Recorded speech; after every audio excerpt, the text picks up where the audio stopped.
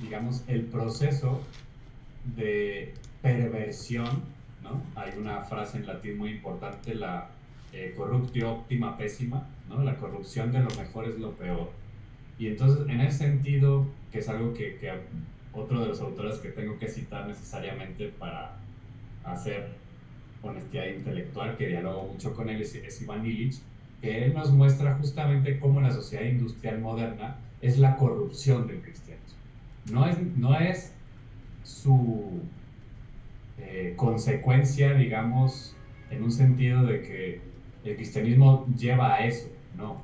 La corrupción del cristianismo lleva a la crisis que hemos estado viviendo actualmente, y justamente tiene que ver con no entender bien y pervertir el amor cristiano y convertirlo en una suerte de burocracia.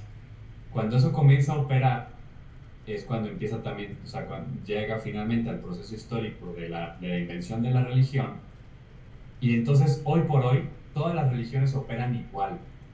Hinduismo, llámese, que también es súper complicado, porque para empezar no existe, pero yoga, todas estas, hoy por hoy son todas religiosas, ¿no? No se pueden escapar, no se pueden escapar en el sentido de religión que yo lo estoy hablando.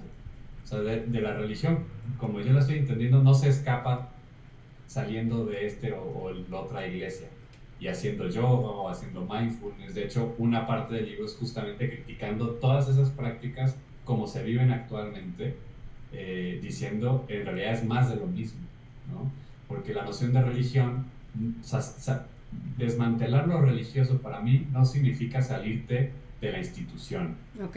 No, eso no es. O sea, esa no es mi crítica, esa es una crítica de secundaria, ¿no? Sí, sí. De adolescente. Eso es muy sencillo, ¿no? Pelearte con tus papás porque no quieres ir a misa, no quieres ir al Shabbat, o no quieres ir a la práctica que sea que te tocó en la familia, ¿no? O sea, eso no es. Por eso yo no abogo por una espiritualidad sin religión, necesariamente, Ujú, ujú. como se entiende, digamos, hoy por hoy, ¿no? Entonces te sales de la religión y creas tu propia cosa, y lo que estás creando es la nueva institución Claro. de la nueva religión contemporánea, que es el ego moderno, ¿no?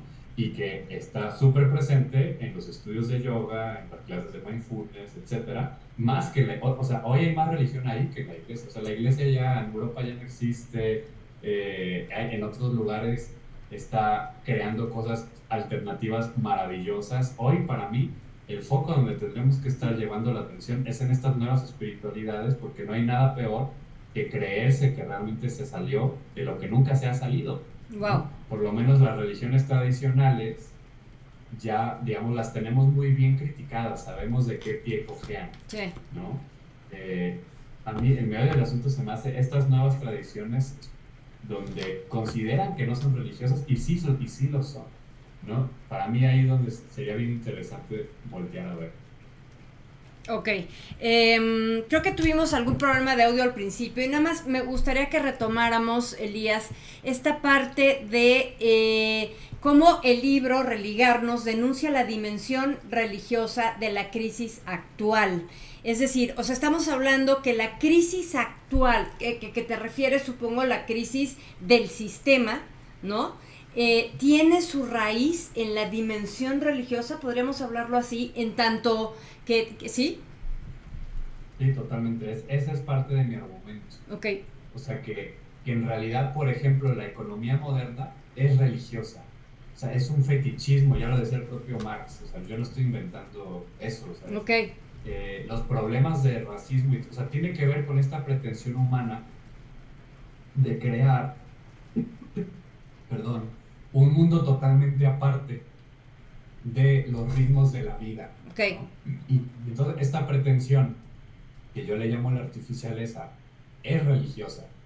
Y un poco mi invitación es cómo entonces hay que poner el foco de atención en esa dimensión religiosa y llevar la crítica. De acuerdo. De acuerdo, muy bien. Ahora, otra parte que mencionas y que ya citamos hace 2 minutos es el patriarcado y la religión y el capitalismo y la religión, que un poco ya lo dijiste alrededor de este tema de la economía, ¿no? En ese sentido también el patriarcado hoy vive una crisis que no sé si estamos a punto de verlo morir o nos quedan cientos de años, tampoco sabemos eso, pero el caso es que sí hay una crisis y un declive y un hasta aquí ya no podemos con esto, ¿no? ¿Cómo se relacionó la religión con el patriarcado? Sí. Y se relaciona. Es un tema, sí, es muy complejo porque aquí hay varias hipótesis, o sea, y hay varios caminos, ¿no? De compañeras y compañeros que han explorado ese ámbito, que no es en el que yo más me he metido. Aquí yo dialogo con una tradición, digamos, muy particular, que considera que justamente el patriarcado no es un régimen político, ¿no? Porque hay otras escuelas que sí, o sea, para otros pensadoras, el patriarcado es como muy, o es desde una actitud, o es un régimen.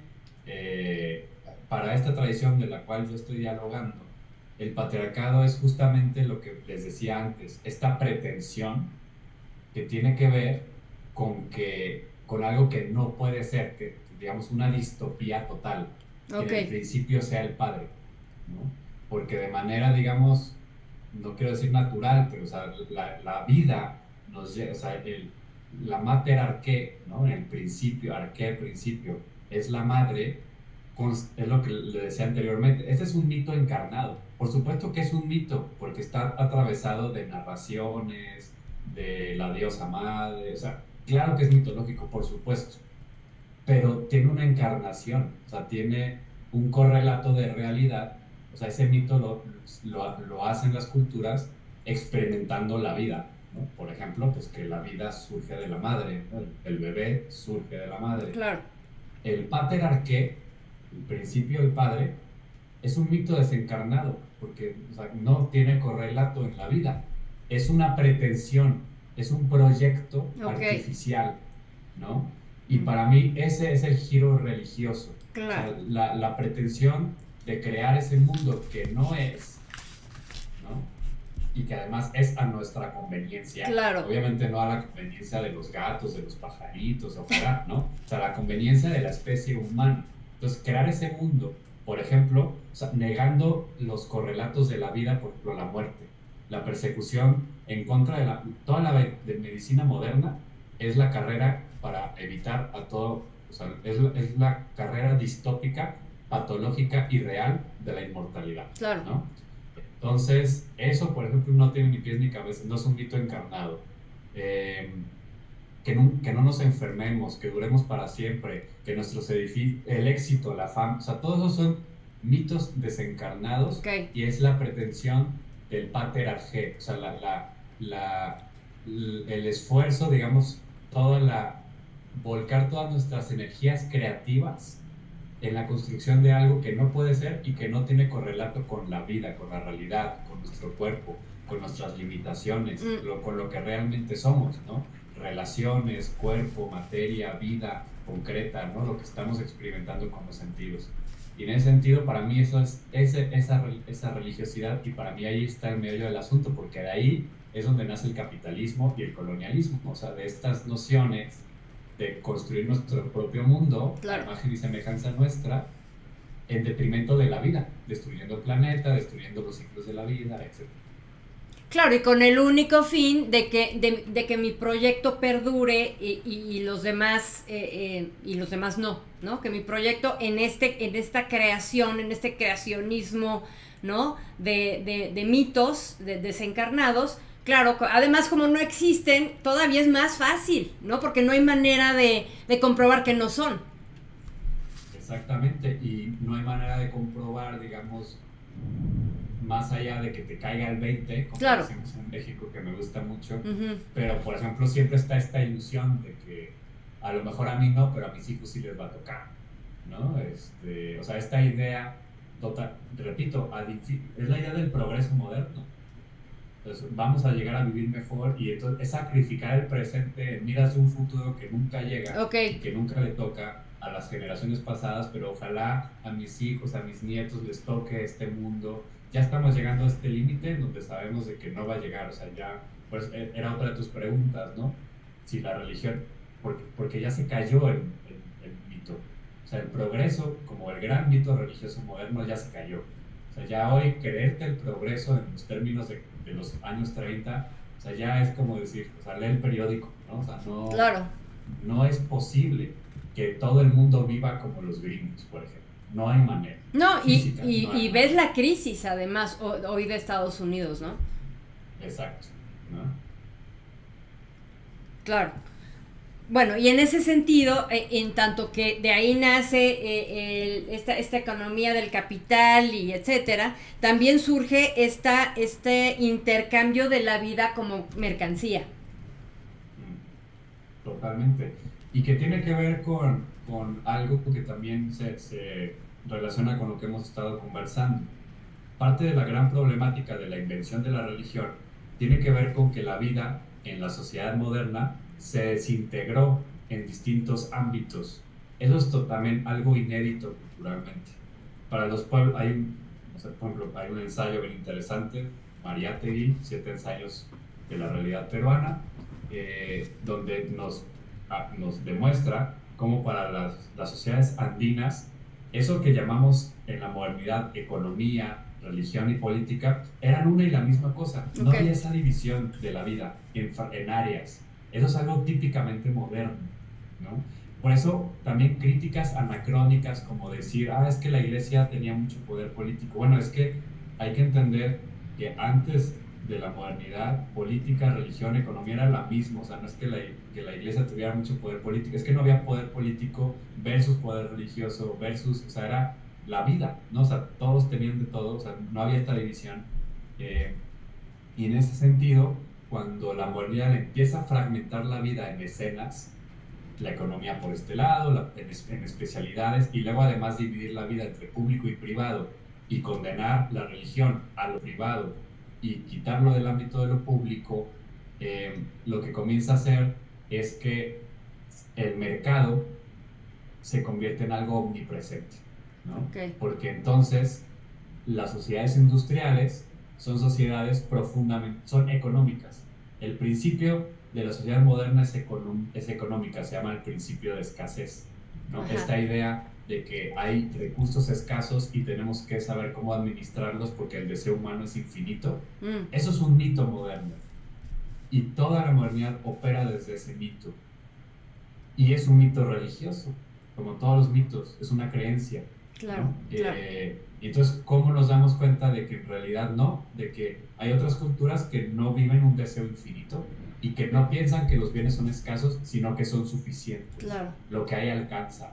Y no tienen que lanzarse por esta carrera por producir, producir, producir abundancia porque no viven en escasez. claro, No tiene ese sentido. Y eso es algo mitológico, no es algo físico. O sea, no es algo que sea, hay abundancia o no hay abundancia de manzanas, ¿no? Como lo vemos ahorita, hoy tenemos la capacidad tecnológica para acabar con el hambre del mundo. Nunca ha habido tanta comida en la historia claro, de la humanidad como ahorita. ¿Y cuántas personas se van en la noche con el estómago vacío y cuántas mueren de hambre, claro, ¿no? claro. Entonces nos damos cuenta de que esa noción de que producir más nos lleva a una vida mejor, ¿no? Es falsa, ¿no? Ok, Y la realidad lo está demostrando. claro, y es lo que decías, es un mito desencarnado y es increíble cómo lo sostenemos todos en esta visión como de hipnosis, ¿no? Colectiva, donde exactamente esta visión colonialista arrasó con la capacidad de discernimiento del mundo, ¿no? Totalmente, porque estamos enfrascados en una circularidad de consumo que en realidad lo que estamos consumiendo son cosas simbólicas, porque ya también ahí lo que decías, la mercancía religiosa, es eso, yo ahí le llamo la mercalatría, ¿no? O sea, es la latría, ¿no? La adoración a la mercancía, que en realidad tú ni siquiera lo necesitas, pero pues bueno, vives en este rueda de hámster del consumo de cosas, o sea, que es el trabajo, no es la crítica marxista del trabajo. O sea, al final tú trabajas, pero no eres dueña, o sea, no eh, disfrutas de los resultados de tu trabajo, sino que se crea el trabajo abstracto y es como se crea el dinero. El dinero es profundamente religioso porque es esta idea totalmente abstracta Wow. del intercambio, ¿no? Entonces, a ver, o sea, ¿cómo, en qué mundo real, o sea, nosotros ya lo hemos, o sea, estamos totalmente acostumbrados, no lo podemos criticar, pero imagina, o sea, ¿en qué mundo cabe comparar un costal de papas con una cabra? O sea, Claro. en el mundo real, o sea, no hay medida, pero ese es un eje que repite la ciencia, por ejemplo, velocidad. eh, o sea, las ecuaciones que surgen a partir de la ciencia moderna, ¿no? Como espacio, metros por hora, por ejemplo, avanzo en el carro Sí, tantos kilómetros por hora. Tiempo y espacio son dos dimensiones radicalmente distintas y las multiplico como si estuviera yo multiplicando manzanas por gatos, igual a qué, ¿no? Pero lo hemos asumido, o sea, estamos viviendo en mundos es verdad. totalmente Es abstractos, verdad. ¿no? Ajá. Y lo asumimos. Cuando yo voy a la tienda y pago mi billete de 50 pesos para comprar leche, es un, es fe, o sea, es fe, o sea, al final el sistema Claro. económico opera gracias a esta fe, que además es totalmente abstracta, desencarnada, ¿no? Entonces, vivimos en un mundo, es totalmente falso de que la modernidad es es profundamente religiosa, ¿no? Y de ahí está toda esta explicación alrededor de tu tesis, que ahí el meollo de la crisis civilizatoria. Claro, claro, claro, claro. Por Y supuesto, que hoy... entonces, si volteamos a ver allí, Ajá, creo yo que podemos hacer algo interesante. Criticar esa dimensión religiosa y por lo tanto beber de las grandes tradiciones espirituales que además son quienes nos han enseñado cómo salir de esa idolatría también. O sea, porque va por ese lado. O sea, si el problema es religioso, el camino que podíamos tomar para salir de eso también tendría que ser religioso en el sentido de espiritualidad, de mística, como le quieran llamar. Pues. claro. Ahora, en este sentido me llama la atención, más allá de que ahorita vamos a seguir con conceptos que planteas en el libro, que planteas las tradiciones espirituales como efectivamente como algo que nos da información, ya olvídate de otras cosas, nos da información para salir de ahí, pero al mismo tiempo se ligan a estos fenómenos religiosos, entonces es muy complicado, ¿no? Es complicadísimo, pero pues ahí está la sabiduría, ¿no? O sea, Uh-huh. están las grandes místicas y místicos de la historia humana que son quienes han llegado a experimentar esta dimensión tan profunda, tan real. Por ahí, ¿no? Cito esta idea de que eh, los místicos, los santos son realistas, son muy realistas en ese sentido de que Ok. viven realmente en la realidad. Ajá. Eh, y toda la vida han tenido que sortear esta contradicción, ¿no? Entonces, pues son los que saben surfear esas olas, Claro. ¿no? Porque ya sabemos que querernos salir de eso es imposible. O sea, no nos podemos salir de la dimensión religiosa en el sentido de lo mitológico. Siempre estamos habitando mitos, Uh-huh. pero los místicos saben cómo vivir encarnadamente el mito y quienes no se adentran a la dimensión mística de la espiritualidad corren el riesgo de la idolatría o la enajenación, Uh-huh. ¿no? O sea, el asunto no es si nos salimos o no, mi argumento, no nos podemos salir de la dimensión mitológica. Lo que es, la gran pregunta es cómo la habitamos, encarnado o desencarnadamente, que nos ayude a ir más hondos en la realidad o que nos enajene de ella. Ok. Para mí esa es la pregunta. Ok, ok, muy bien. Ahora, otro concepto que planteas en el libro muy interesante, un poco ya lo dijiste, pero es la colonización religiosa del deseo. Exactamente. Y era un poco lo que les decía, ¿no? De esta noción de la escasez. O sea, esta noción moderna economicista de que nuestro deseo nunca se va a terminar y que por lo tanto tenemos que querer abundancia porque siempre vamos a estar deseando cosas, Claro. nos ha colonizado el deseo. Y es una colonización religiosa porque el deseo ya es una de todas las tradiciones espirituales, todas las que yo conozco por lo menos y me dedico a eso, trabajan con el deseo, trabajan con los afectos. Le llaman de maneras distintas, deseo, afecto, voluntad, pero pues, o sea, esta dimensión humana del querer, por decirlo de alguna manera. Querer recibir, ¿no? Sí, exacto. O sea, lo trabajan. De alguna, o sea, y yo pues también intento trabajarlo en el libro, ¿no? Para mí, una clave fundamental está en eso que yo llamo, ¿no? Otro deseo es posible. O sea, cómo descolonizamos el deseo. Que sucede algo muy similar a lo que pasa en las comunidades indígenas con el tema de la comida chatarra. En el momento en que un niño de una comunidad come un gansito, su paladar se coloniza y comienza a perder el gusto y la capacidad porque, o sea, ese nivel de azúcar ni siquiera es psicológico, literalmente te quema la lengua. Sí, claro, y te impide la posibilidad de sentir ciertos sabores. Y es como las drogas, ¿no? Cuando empiezas a consumir ciertas drogas fuertes, te llevan a un estado, por ejemplo, de placer, que te arruina para siempre los placeres cotidianos, ¿no? Claro. Lo mismo sucede, por ejemplo, con la comida chatarra, que va quemando las papilas gustativas de tal manera que ya no te sabe la comida, el frijol, los arroz, la tortilla, ya no te sabe, porque te está quemando literalmente. Y además la dependencia psicológica del azúcar y lo que le hace a los niños, etc. Entonces lo mismo, digamos que el deseo se va colonizando de esa manera, ¿no?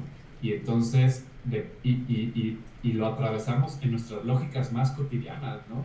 El querer siempre más de cualquier cosa, el pensar que nunca nada es suficiente, el abrir, imagínense, hagan el ejercicio de pensar, abran su refrigerador y dense cuenta cuántas veces más bien piensan que hace falta y no se dan cuenta de que tienen, ¿no? Claro. O sea, es algo bien cotidiano, bien sencillo, pero siempre estamos con el chip de que algo hace falta. Claro. El deseo lo tenemos colonizado en todos los ámbitos. Algo hace falta en una pareja, siempre hay algo que trabajar en terapia, siempre hay algo y la espiritualidad se coloniza también, entonces siempre hay una mejor espiritualidad, un mejor estado espiritual. Cierto, uno más alto. Sí, sí. Un nivel más alto de conciencia. Y no es la lógica de cuando las tradiciones más bien nos enseñan que es lo contrario, que el camino espiritual no se trata de poner cosas en el morral, sino de soltar, o sea, vaciar el morral, ¿no? Claro. Se trata, me gusta mucho esta noción de la mística como un proceso de empobrecimiento radical. Trata justamente de eso, de irte liberando y no de ir acumulando cosas y también riquezas espirituales. Claro, porque al final lo que plantean estas tradiciones es que todo eso te impide llegar a esa gran abundancia que tienes ya de por sí, ¿no? Y entonces que no la puedes ver a partir de llenarte de tanta cosa, que de por sí ya tenemos muchos agregados a esa, ¿no? A esa gran conciencia que nos impiden de alguna manera tocarla, ¿no? Ahora, Elías, ¿el tamaño sí importa? Sí, totalmente. ¿Por qué? Un gran amigo que presentó mi libro ayer va a estar muy contento de que me haga esta pregunta, porque él no se animó a hacerlo en la presentación. Ay, ¿por qué, hombre? Yo hago ese juego ahí. Yo sé. Juguetón, ¿no? Ajá. Y efectivamente, la reflexión del tamaño en todo el libro es fundamental. Pero el tamaño de qué? De los cuerpos sociales, el tamaño de nuestras ambiciones, porque ahí yo dialogo mucho con una tradición de pensamiento que es, o sea, el tamaño sí importa, es decir, la noción que todo lo que hay, todo lo que existe dentro de ciertos límites, o sea, ciertos límites le son propios pongo un ejemplo. Si existiera la hormiga del tamaño de un elefante, por la masa corporal se le romperían las piernas. Okay. O sea, para una hormiga, que exista una hormiga, tiene que tener el tamaño que tiene una hormiga. Okay. Y al revés igual. O sea, un elefante del tamaño de una hormiga, por la concentración de masa, explotaría, ¿no? Los insectos, ustedes saben que están prácticamente huecos, etcétera, etcétera. O sea, tiene su razón de ser los tamaños. Sí, ¿no? sí. Y entonces eso se llama la morfología, ¿no? A nivel biológico, pero a nivel social también.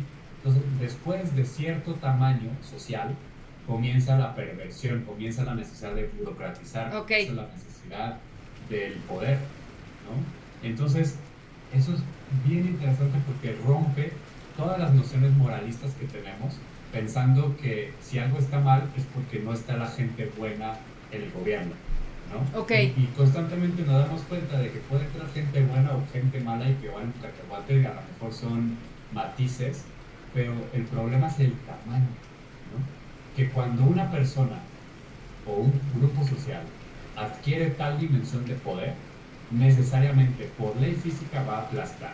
Independientemente si tiene las mejores intenciones, tiene buena preparación, es física básica. Okay. ¿No? Ya, si hay un cuerpo que pesa tanto, va a generar gravedad y masa y va a aplastar a lo más pequeño, aunque no tenga la intención de hacerlo. Entonces, cuando una persona, eso lo voy a poner en otras palabras, Ajá. Una chamana con la que yo trabajé mucho tiempo me dijo, entre más crezcas, también más crece tu sombra. ¿Es eso? Claro, claro. Tiene que ver con eso. Entonces sí, el tamaño sí importa. Hay que pensar que para que sea lo apropiado también, ¿no? O sea, cuáles son las dimensiones apropiadas y ya llevándolo a los grupos espirituales, Ajá.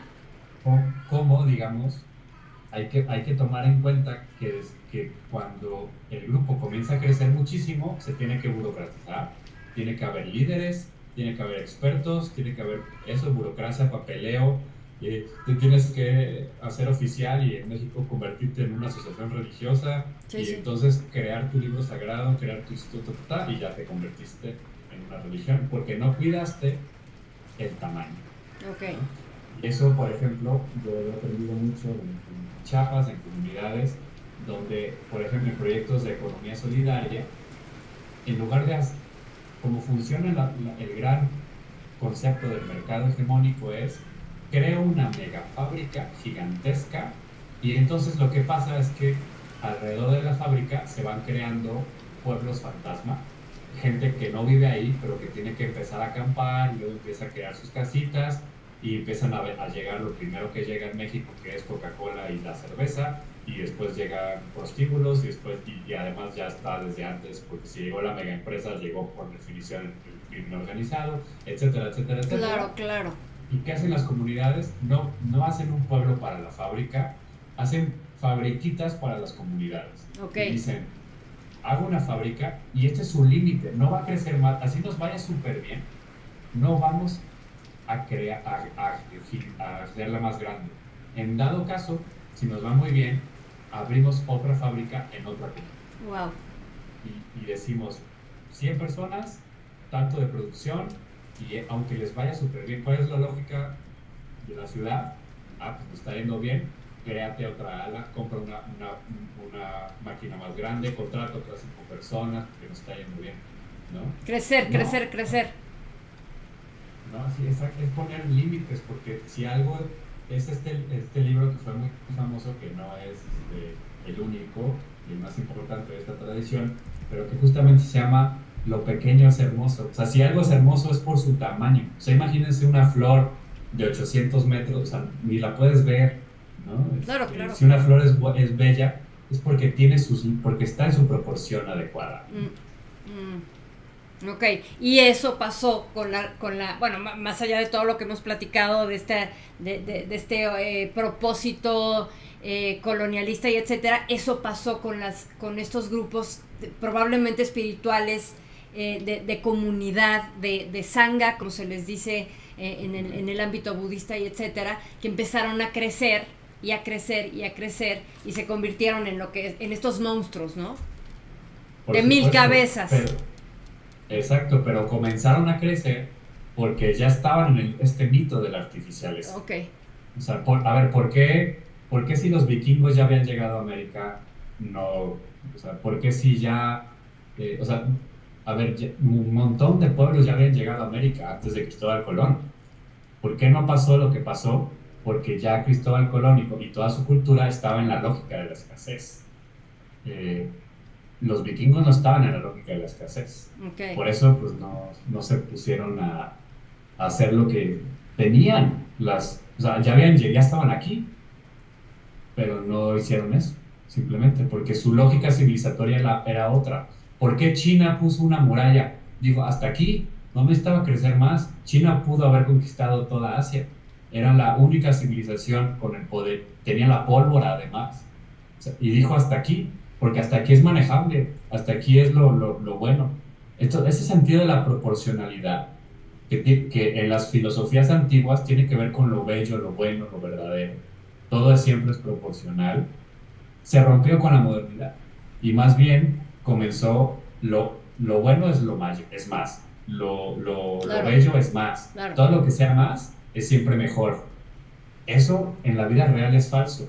Yo como tapatío, que amo las tortas ahogadas, sé que si disfruto una torta ahogada es porque disfruto una o dos tortas ahogadas o tres si son chiquitas, pero ya 4, 5, 6 ya no estoy disfrutando, ¿no? La vida tiene lo bueno, la vida nos enseña que dentro de los límites podemos disfrutar la vida y fuera de ciertos límites se desborda y más bien nos perjudica. Eso se lo sacó por el arco del triunfo la modernidad y dijo, más es mejor, y crecer indefinidamente y empezar a destruirlo todo. Claro. Finalmente, en la modernidad, controlada por ciertos grupos de poder que se beneficiaron de eso, ¿no? Exacto. Ahora, no nos quedan muchos minutos, tampoco pocos, podemos alargarnos lo que queramos, pero vamos entonces a, más allá de este monopolio radical que en lo que se convirtió la religión, ¿no? O la religión vista desde esta crítica que haces tú, viene la conversión y la esperanza. Sí. La conversión... Exacto. Háblanos de eso, por favor. Sí, exactamente. Tiene que ver con, o sea, cuando caemos, nos cae la cuenta, nos cae el 20 realmente de esta situación, de que vivimos en este enajenamiento, de que vivimos en una rueda de hámster que nunca se termina, que estas grandes promesas del futuro no van a llegar, y si van a llegar son para unas cuantas excepciones, como un casino. Yo siempre digo, es como un casino, en donde uno que otro tiene que ganar para que se mantenga la ilusión de que es posible, pero todo está programado, ¿no? Como el sueño americano. Adrede dejan pasar a ciertas personas para que triunfen, claro, pero para que sigan llegando, ¿no? Es todo un proceso, digamos así, ya muy maquiavélico. Sí, muy enfermo, claro. Y entonces cuando simplemente decimos, se nos cae ese mito, por eso yo le llamo despertar esperanza, muy en diálogo con Gustavo Esteva y otros autores y autoras con los que trabajé, esta idea de, o sea, cuando se cae ese velo, solamente queda construir la alternativa. O sea, cuando realmente asumes que es falso que estudiar carreras y títulos te va a llevar a tener mejor salario, porque eso a lo mejor era cierto para nuestros abuelos, pero para ahorita, en realidad, la mayoría de las personas, las universidades crean desempleados y más bien, es decir, también por otro lado, la mayoría de los jóvenes que se gradúan terminan no trabajando en aquello que estudiaron. Correcto. ¿No? Cuando se caen todos esos velos... Ni tampoco te hace mejor persona, ¿verdad? Como pareciera sí, ser. No, bueno, ya eso sí puedo descontar.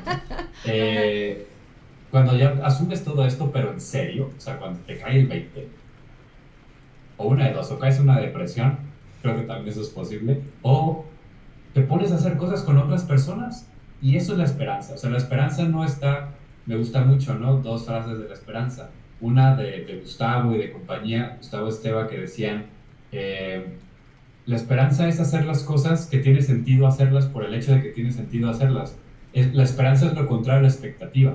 Okay. La expectativa es esta noción de que si yo ya sé que pongo yo qué sé, o sea, voy a poner un sartén y un huevo y aceite y fuego, tengo la expectativa de que pues se va a cocinar, ¿no? O sea, Ujú, ujú. no necesito esperanza para eso.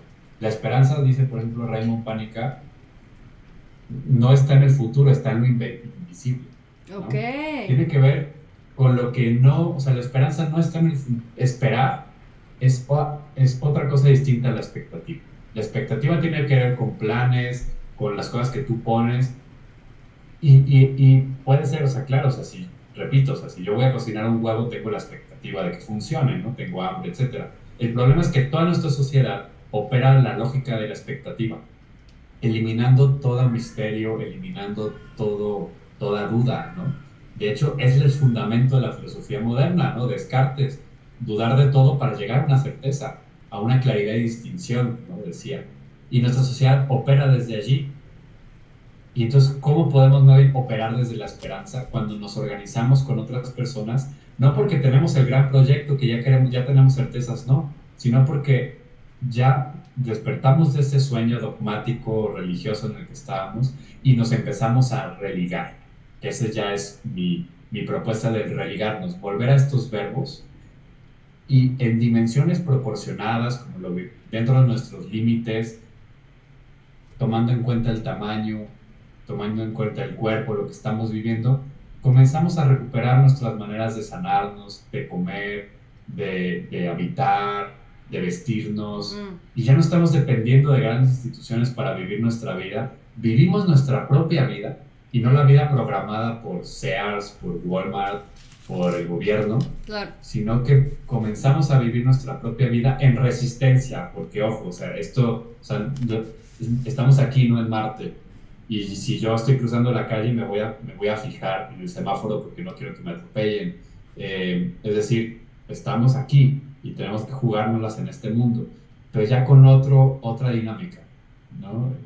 Organizándonos de otra manera. Mm, Y en el caso de la espiritualidad, sabiendo que la espiritualidad es lo que vivimos y que por supuesto que hay personas que tienen un camino más profundo porque llevan más años en eso, lo que sea, y que hay que acudir a estas personas sin lugar a dudas, pero que no soy un ser carente de eso, sino que justamente soy eso ya, ¿no? Y cómo más bien lo cultivo junto con otras y otras de una manera gozosa, en límites proporcionales, de manera comunitaria, sin religiones, o sea, sin abstractos, sin ajá. identidades abstractas, sino las relaciones que realmente soy, en ese sentido.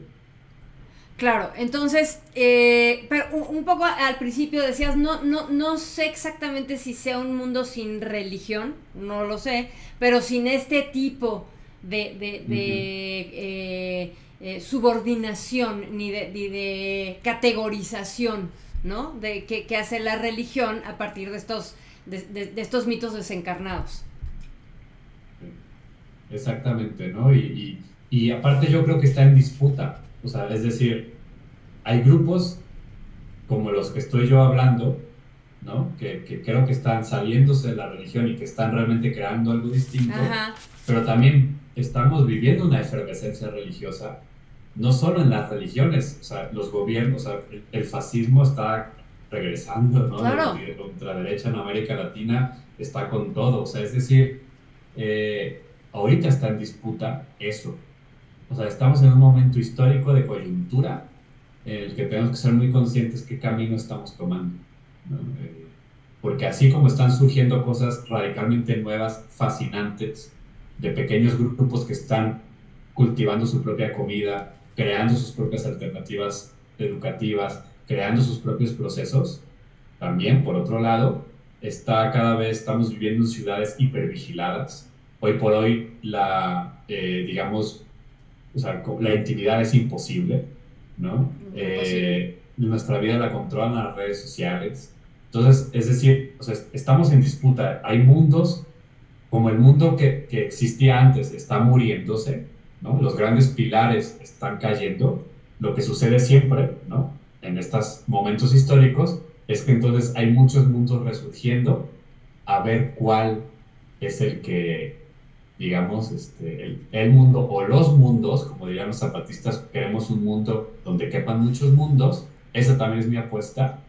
¿Y cómo le hacemos para armonizar estas cosas, sabiendo que hay mundos que también se quieren imponer y que son incluso más violentos que el que teníamos antes? Claro, claro. Aunque, y eso no sé si va como en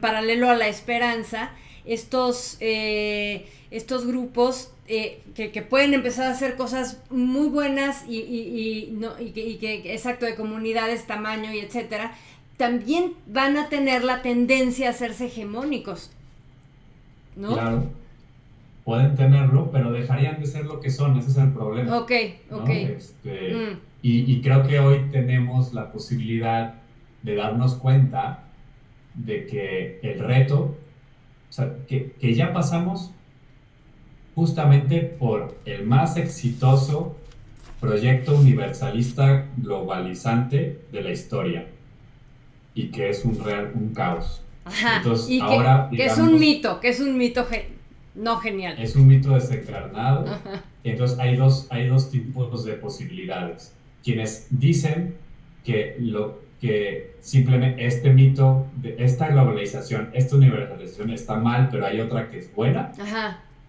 y para mí ese no es el camino. Y hay otros que justamente ya, como dentro de su postura, renuncian a cualquier tipo de universalismo y a cualquier tipo de crecimiento desproporcionado. Entonces, ahorita creo que están estas dos alternativas. ok. Repito, globalizaciones alternativas o una alternativa a la globalización. Y decir no a eso. Y van a ser grupos que tienen sus problemas, pero que son problemas de otra proporción, ¿no? O sea, no es lo mismo, digamos, que se peleen dos, tres personas en un grupo que se conocen todos y entonces se maneja, a que se pelee China con Estados Unidos. Claro, Estamos hablando de dimensiones radicalmente distintas. claro, claro. Oye, Elías, y ya para cerrar, por favor, háblanos de la incertidumbre radical, que es de lo que versará el tercer libro de esta trilogía. Y me parece algo muy importante que tener porque se vincula evidentemente con el misterio, ¿no? Absolutamente, ¿no? Que tiene que ver con eso, ¿no? Si se dan cuenta, los tres libros o sea, tienen en común que se mezcla la filosofía con la mística y la crítica social, ¿no? O sea, es decir, es una intersección entre filosofía, mística y política, y el tercero va a seguir en la misma línea. Va a ser una crítica a la sociedad de la certeza que crea, desde mi punto de vista, incertidumbres artificiales. O sea, cómo esta búsqueda patológica de la certeza crea incertidumbres que son artificiales. O sea, es decir, que bien podrían no haber estado, que son producto de nuestra búsqueda de certeza, ¿no? Entonces, una primera parte del libro va a criticar todo eso y después voy a abordar lo que yo asumo como la incertidumbre radical, que tiene que ver con la condición, o sea, que la vida es en sí misma incierta y que es esta diferencia, o sea, como abandonar la expectativa para apostarlo todo por o sea, la potencia de la incertidumbre, se podría decir desde otra concepción filosófica. Uh-huh. O sea, cómo se construye la incertidumbre asumiendo que eso es la vida y por lo tanto renunciando a estas búsquedas locas de certezas que no tienen ni pies ni cabeza, iría por ahí. Y que es la mística, o sea, la incertidumbre radical para mí es otro nombre de la mística. Ok, y vivir y aceptar y gozar el misterio porque eso es lo que es el universo, la raíz del universo, ¿no? Y de Dios y de la fuente y de como cada quien le quiera llamar. Exacto, y cómo nos organizamos socialmente para vivir eso, porque no es una sociedad, no es una decisión individual, eh, es un asunto colectivo, ¿no? Claro. Entonces, ¿cómo creamos vidas sociales, relaciones sociales que nos lleven, que nos ayuden a cultivar esa incertidumbre en lugar de que nos avienten hacia la certeza y todos sus males? Que es falsa al final. Exacto, que es la incertidumbre artificial. Claro. ¿No? Claro, claro. Y eso sería, Elías, devolverle a la dimensión espiritual el lugar que nunca debió de haber perdido. Desde mi punto de vista, sí, diciéndolo de ciertas maneras, sí. O sea, o sea, que volvamos a voltear a ver a lo importante, ¿no? Sí. Exacto. Oye, Elías, pues muchísimas gracias. Déjame volver, religarnos ese libro que estás ahora recién publicando. Está en todas las librerías. Alguien me escribía, un buen amigo, Fer, nos decía que lo vio en la librería, un amigo de Camino Amarillo y mío también, que lo vio en la librería, lo ojeó y dijo, tengo que comprarlo, y lo compró. Entonces, bueno, la verdad es muy interesante religarnos más allá del monopolio de la religión de Elías González Gómez. Muy interesante. Recomendadísimo, aquí está, lo pueden encontrar donde quieran. Publicado por la verdad, prestigiosísima editorial Kairos, que solo publica joyas, de verdad, es una maravilla. No hay por dónde perder con Kairos. Muchas gracias, Elías. Gracias a ustedes, a toda la audiencia, y ahí seguimos, ¿no? Espero pues sea provocador el libro también. Sin duda lo es, y lo será para producir lo que tengan que producir en cada quien. Te agradezco mucho, Elías. Nunca bien. Y igualmente, nos dice Victorina Saldaña, Gandhi, en gandhi.com.mx también lo pueden comprar en línea, así que hay muchas opciones. Y bueno, ya hay muchos temas que se quedan, por supuesto, seguramente platicaremos en un momento futuro. Elías, te agradezco. Gracias. Y bueno, para todos, muchas gracias también a ustedes. Creo que hubo una pequeña primera parte de que no tuvo audio, pero esa la vamos a quitar y vamos a poner a editarlo, y entonces vamos a poner lo que sí se oyó. Pero bueno, pues a todos los que nos pudieron escuchar hoy, muchísimas gracias, porque gracias a ustedes recorremos nosotros y ustedes este camino. Yo soy Mariana Estrada, búsquenos en Facebook, donde han visto esta transmisión en vivo, en Camino Amarillo también en YouTube, nuestro canal de YouTube. Y bueno, pues no me queda más que agradecerles, despedirnos, y nos vemos y nos escuchamos muy pronto. Buenas noches.